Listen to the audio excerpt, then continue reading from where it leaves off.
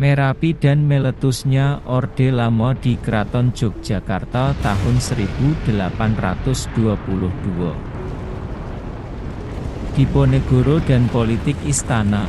Bagian pertama. Dicuplik dari buku Peter Carey, sejarawan Inggris yang khusus mempelajari Diponegoro. The Power of Prophecy atau kekuatan wangsit. Pangeran Diponegoro dan berakhirnya sebuah Orde Lama Jawa, tahun 1785-1855. Sehubungan dengan tanda-tanda meletus Gunung Merapi tahun ini, ono bagusnya kita menganalogi apa yang terjadi 100 tahun lalu, ketika Merapi benar-benar meletus. Dan yang meletus bukan gunungnya saja, tapi Orde Lama Keraton Jawa.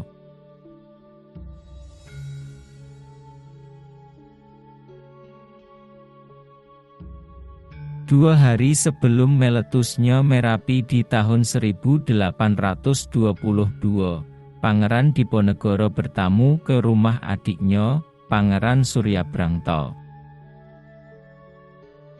Pangeran Surya menyelenggarakan pesta khitanan puteranya.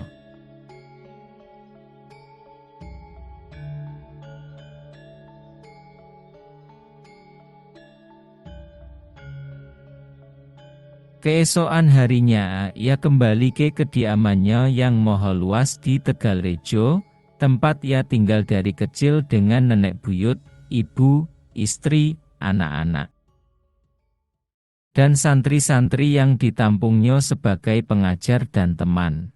Seperti Kiai Muhammad Bahwi, alias Muhammad Ngusman Alibasah, yang pernah menjabat sebagai ulama di Masjid Suratan, masjid privat milik Sultan Hamengkubuwono III, ayah Diponegoro. Haji Badarudin, Panglima Korps Suranatan, kelompok religius sekaligus penjaga keraton bersenjata, yang 2 kali ke Mekah, mewakili Jogja. Ia pakar seluk-beluk administrasi kerajaan Ottoman di Mekah, Madinah. Kiai Rahmanuddin, penghulu yang dipecat dari keraton. Kiai Taptanjani, yang dikenal sebagai penerjemah teks-teks kompleks Islam. Ia berusia hampir 90 tahun dan sangat disegani Diponegoro. Kelompok ini berperan penting dalam waktu menjelang Perang Diponegoro atau Perang Jawa. Mereka ini penyulut perang dan mereka juga yang menegosiasi perdamaian. Keesokannya, pukul 2 siang, tanggal 28 Desember 1822, Gunung Merapi meletus. Tentara-tentara Belanda podo panik.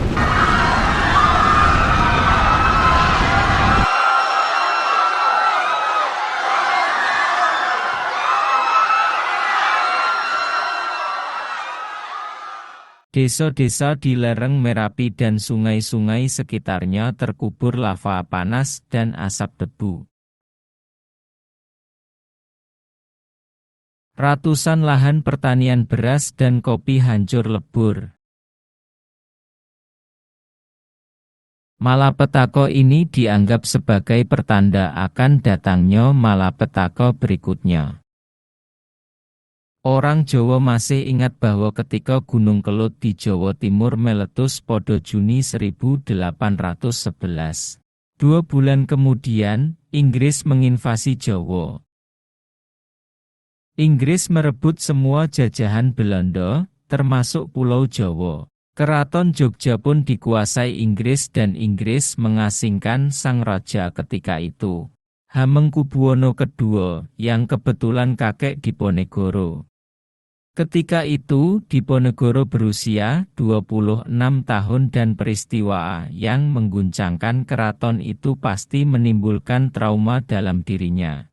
Kakeknya diasingkan dan ayahnya, Hamengkubuwono III, dijadikan Sultan Boneka Inggris. Sakit hatinya pastilah semakin meluap setelah melihat bahwa invasi Inggris ini dibantu oleh Legiun Mangkunegoro dari Solo. Tidak hanya itu, Inggris menjarah seisi kota Jogja dan memboyong arsip bersejarah keraton ke London. Kerugian Jogja sampai mencapai $500.000 dalam perhitungan sekarang. Manuskrip-manuskrip yang dijarah Inggris dari zaman itu, sampai sekarang disimpan dan bisa dilihat di British Library di London. Ironisnya, manuskrip-manuskrip itu dijaga eksistensinya dan didigitalisasi untuk bisa disaksikan oleh seluruh dunia. Kalau manuskrip-manuskrip itu dibiarkan di Jogja, apa nasib mereka setelah Perang Diponegoro nanti? Karena menurut orang Belanda yang mengunjungi Jogja tahun 1828, yang tersisa dari kota itu hanya puing-puing. Hanya 10% yang tersisa dari Jogja. Wow. Para pangeran dan pejabat pendukung Diponegoro menghancurkan residensi-residensi mereka sebelum bergabung dengan Diponegoro untuk memulai perang pada bulan Juli-Agustus 1825. Wow. Wow. Wow. Jadi, apa yang tidak dihancurkan penjajah, justru pribumi sendiri yang menghancurkannya. Menjadi pertanyaan sekarang, apakah kehadiran Inggris di Jawa yang mengacak aduk keraton menjadi cikal bakal kemarahan Diponegoro? Atau, memang ia membenci bule pada umumnya, gak Inggris, gak Belanda? Yah, keduanya, seperti dikatakannya sendiri, kafir laknatullah. Ada teori yang mengatakan bahwa Diponegoro menyatakan perang karena tanahnya dipatok-patok Belanda. Atau pajak tanah bagi rakyat terlalu tinggi. Ini alasan terlalu sederhana. Mengapa? Karena setiap bentuk pajak tanah adalah pemasukan bagi aristokrasi Jawa. Inggris atau Belanda dapat bagian mereka, tentunya.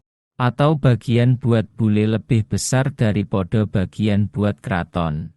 Karena keraton Solo saja gak protes-protes amat. Yang ribut nih cuma Jogja saja. Jangan salah ya, aku ini admin juga keturunan Jawa keraton. Tapi kulo ini manusia Jawa yang gak suka dikadalin. Aku pingin tahu, nenek moyang aku ini pahlawan atau jihadi kesiangan. Bule dianggap invader padahal kadal-kadal dari Mekah dianggap pahlawan. Yang tidak banyak diketahui dan segan dibahas adalah dinamika hubungan antara tokoh-tokoh dalam keraton sendiri. Khususnya antara Putera Selir dan Putera Ratu. Hubungan antara para patih pemungut pajak tanah dengan keraton. Dan apa peran Inggris atau Belanda di tengah-tengah politik keraton ini. Hal-hal itu juga seperti magma yang berkobar dan setiap saat bisa meletus. Magma ini terkuak saat Sultan Hamengkubuwono ke-4 meninggal dunia pada usia muda, yaitu pada usia 18 tahun. Ini pukulan keras bagi keluarganya, karena pewaris tahta, puteranya, Hamengkubuwono ke-5, masih berusia 3 tahun. Pangeran Hamengkubuwono ke-4, yang baru meninggal ini, adalah adik Diponegoro satu ayah, Hamengkubuwono ke-3. Diponegoro adalah anak dari Selir, sementara sang adik adalah anak dari Ratu. Dan putera mahkota berikutnya, Hamengkubuwono ke-5 adalah anak Ratu.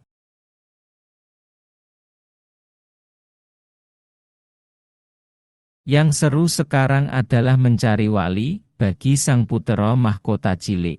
Dan ini tergantung dari dinamika hubungan antara sang ibu suri, ibu raja dan Diponegoro, paman dari Selir.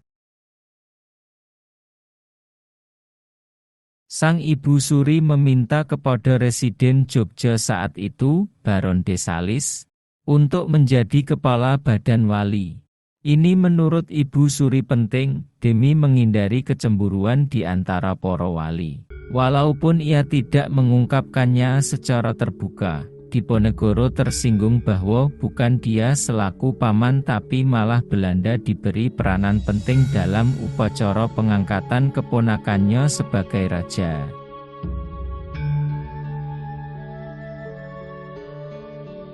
Ini cuma 2 tahun sebelum pecahnya Perang Diponegoro. Dan Makmo sudah mulai membara ke permukaan. Belum lagi bentrok antara santri versus keraton.